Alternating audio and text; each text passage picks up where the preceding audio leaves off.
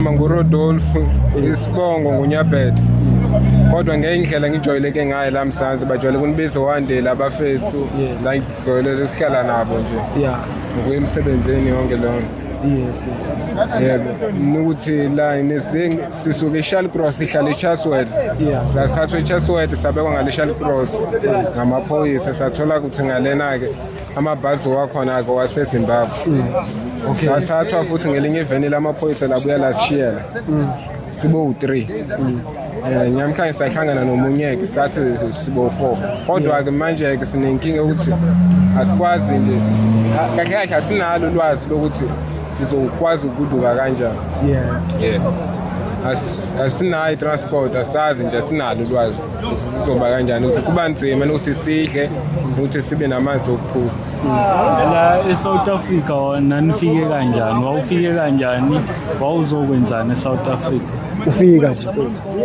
Yebo ngala South Africa ngeza ngisamncane kakhulu na 18 ngeza nobhuti wami kade sisebenza la kade abamba ama contract obeka ipaving. Ngizingala ngo2019.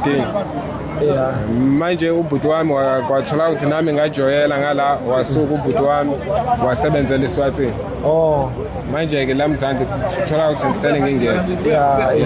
Kodwa ngize ngale komthetho anginalo iphepha. Ngokomthetho awunalo iphepha. Iyakhona ukuthi indlela oyizamile due time ukuthi ukwazi ukulungisa amaphepha akho. Ikhona indlela ngizamile ngikudukile ngenyanga odlule ngoDisemba. Ngisanda kubuya 3 months ago ngala.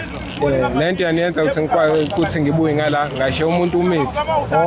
Mama ngani? Ubelethe ngomhla ka27 kwalenyanga. Ilento kade nilindisile ukuthi ngaza ngatholakala ngomhla ka30 ukuthi ngikwazi ukuhlangana nalomzima sikhona. So ubuzuvela uzuhambile wena usukuthi uzobuyiswa leso simo leso nje. Yebo kodwa kade ngihambile kade sami kuyenza la ID yakhona lento yanshiya kuyenza passport ngoba ngabe ngeubuza indaba passport bantshela ukuthi passport la ngasekhaya ngathola lo 1 month kuphela. Ngaphandle ukuthi ngithathwe ngecontract ukuthi ngibe nepermit.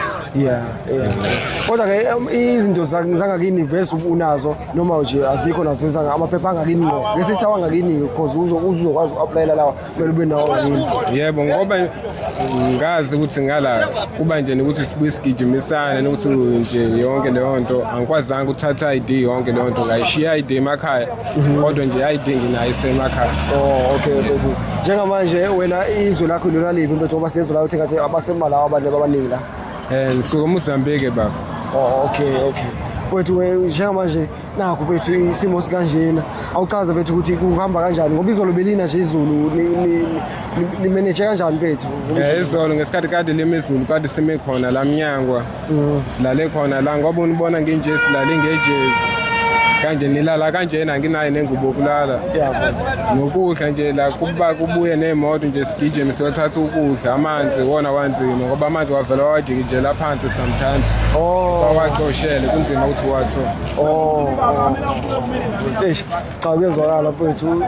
Inkinga ke manje nani bayiform mfethu. Omunye umuntu uzobuza ukuthi ngomhla ka30 ngesikhathi kuzela nje umhla ka30 ngesikhathi 2 umhla ka30 bekhona amabhasi behamba bengekho mhlawumbe awaya ngakini. Yebo ngomhla ka30 2 nje umhla ka30 maybe they say back umhla ka30 back. Yebo ngomhla ka30 back ngazi ukuthi vela kumesibuduke lento yabanzima ukuthi ngikwazi ukuduka ile simo sengane ngisho. Kwathi uma wengane singamhambisa isibhedlela ngo10 to 4. Ngomhla ka27 kade lo speed ngamphelezela ngalo ngalesibhedlela kade isonto engayena uSpeed ngamphelezela ngalo kade u10 to 4. Manje kwathola ukuthi angikwazi ukuduka ngamlinda kwathi phansi kombhede na.